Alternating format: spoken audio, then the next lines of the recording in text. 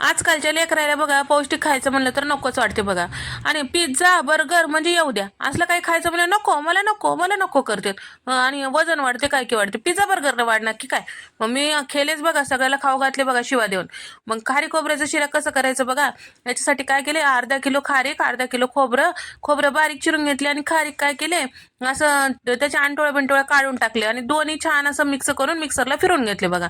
आणि 5 कप झाले बघा, 1 कप तूप टाकून छान भाजून घेतले बघा. कमी गॅसवर खमंग भाजून घ्यायचं.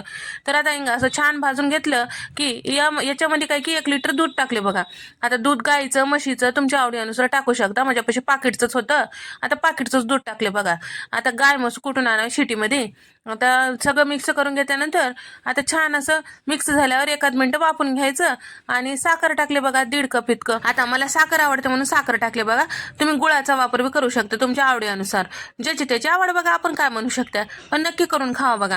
कंबर दुखलाले आणि हाडाचा त्रास आहे, गुडगा दुखलाले मला तर ह्याच्यासाठी छान असा पौष्टिक पदार्थ आहे बघा. नक्की करून पहा. आवडलं तर व्हिडिओला लाईक करा, शेअर करा, सबस्क्राईब करा.